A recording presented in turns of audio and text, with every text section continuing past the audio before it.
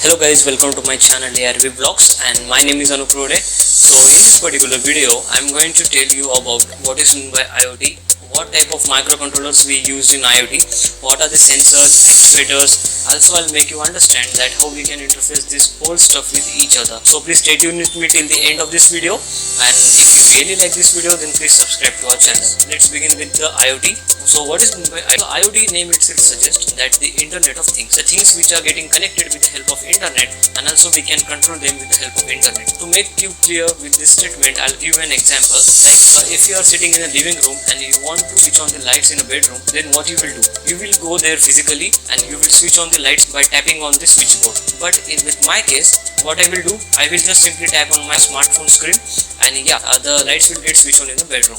So how is this happen? So this happens due to the internet connectivity present in between these two devices, the smartphone and the light.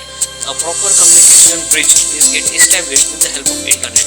As soon as I tap on my screen, it sends the command to the router, and router will analyze those commands, and it will come to know that this guy wants these lights to get switched on. So it will tell those lights that this guy wants you to get this switch on.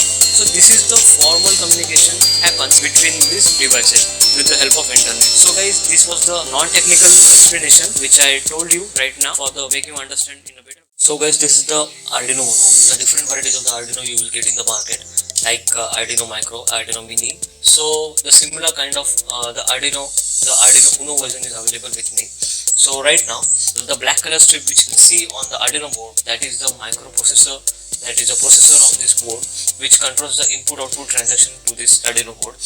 The black color boundaries at the either sides of the board, as you can see here, these are the input-output peripheral device port, you can say, for this Arduino board. Or in these ports, you can connect the internal, external input devices to this port. So this set of ports are responsible for connecting digital peripherals, and this set of ports are responsible for connecting power, and this is analog. So in this way, there are just 3 compartments you will get in this Arduino board, and this pin is responsible for the UART connection. With the help of this pin, you can flash the program, you can give the instruction to this board, and this board is responsible for the power upping this Arduino Uno. So let's understand the function and features of each and every compartment of this Arduino board. So this is the first compartment which you can see here. This is the digital compartment, and this compartment is responsible for connecting digital peripherals. Digital, I mean the devices which only operates between the 2 stages, like on or off. You can take the example of lights. Either we can switch on the lights or we can switch off the lights, but we can't glow the light in between the switch and off condition, like the 50% intensity or the 60% intensity. You can take the example of the CFL bulb. When you are operating with the help of the switchboard, then the light either gets switched on or either gets switched off.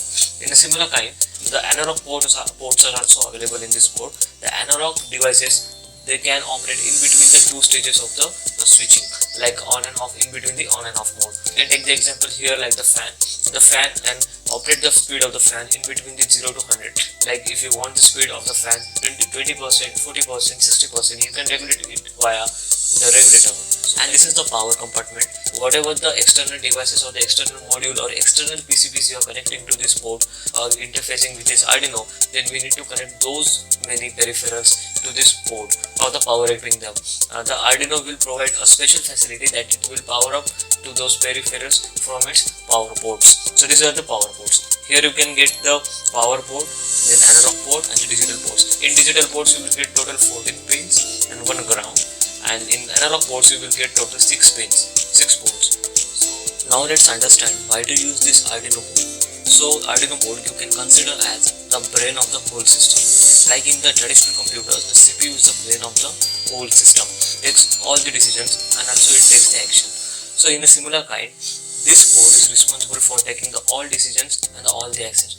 Whatever the input board getting from sensors, so the similar way it takes the actions with the help of actuators.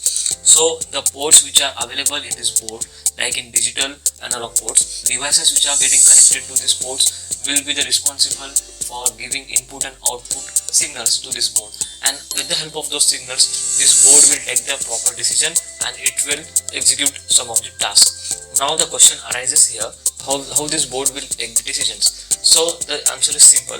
Whatever the instructions we are going to write in this board, the same instructions this board will execute. I'll give you an example for the better understanding. If you have connected the rain sensor at this port, if you connected the wiper motor at this section, then how it will work? If the rain sensor will detect the rain, then it will send the command that hey, it's raining outside. Then the Arduino board will process this command and it will send the action signal to the wiper motor that it's raining outside, please wipe the glass. So this is the formal communication occur between the whole system. So in this, the sensor is sending an input signal to this board and the board will processing that signal and it will send the action signals to the wiper motor. So in this way the whole communication occur. So this is the main purpose of the Arduino Uno to use in this